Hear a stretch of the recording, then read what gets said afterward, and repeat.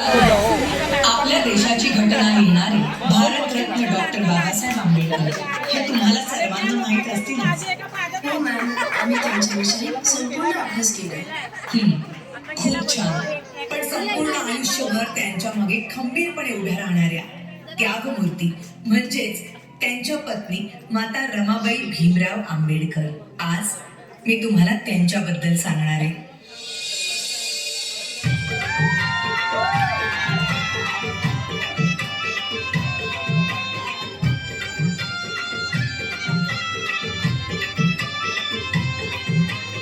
वयाच्या 7व्याच वर्षी त्यांच्या आई वडिलांचं निधन झालं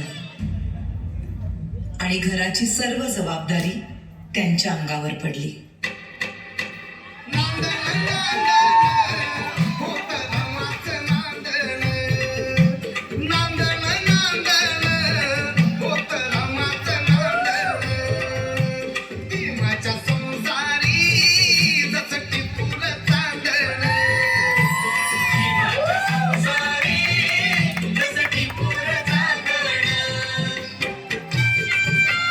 त्या काळी बालविवाह ही प्रथा प्रचलित असल्यामुळे वयाच्या 9व्याच वर्षी त्यांचा विवाह भीमराव आंबेडकर यांच्याबरोबर झाला.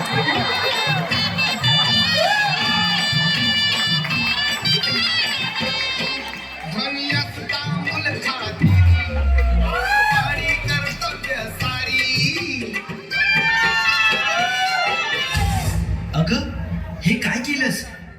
एखाद्या वेळेस तू माझी काळजी घेतली नाहीस तरी चालेल, पण या पुस्तकांची काळजी तुला घेतलीच पाहिजे. मला माफ करा. जर तू शिकली असतीस तर तुला या पुस्तकांचं मोल कळलं असतं. आणि त्यानंतर बाबासाहेब आंबेडकरांच्या सांगण्यावरून रमाबाईंनी शिक्षण घेण्यास सुरुवात केली.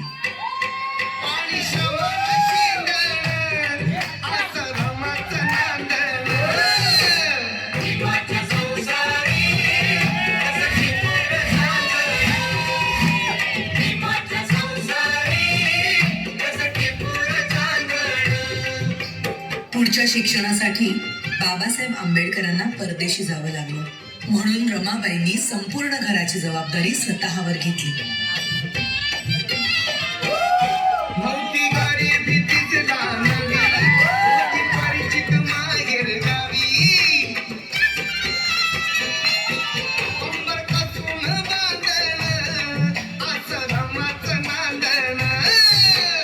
बॅरिस्टरची बायको शेण गोळा करते म्हणून लोक नावं ठेवतील या भीतीने रमाबाई रात्रीच्या काळोखात गौऱ्या थापायच्या आणि पहाट व्हायच्या आधी घरी निघून जायच्या.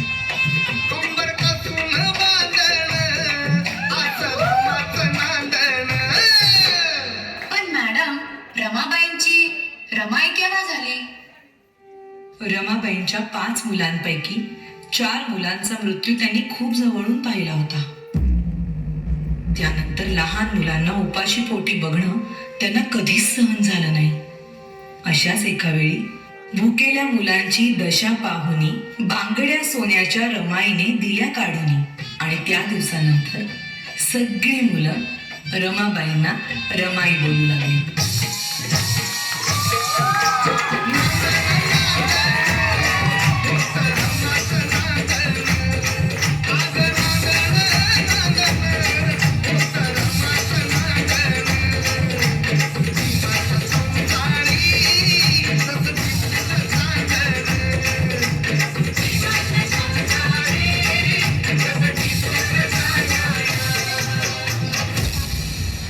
प्रेम, माया, त्याग अशा अनेक गुणांचा संगम म्हणजेच माता रमाबाई भीमराव आंबेडकर.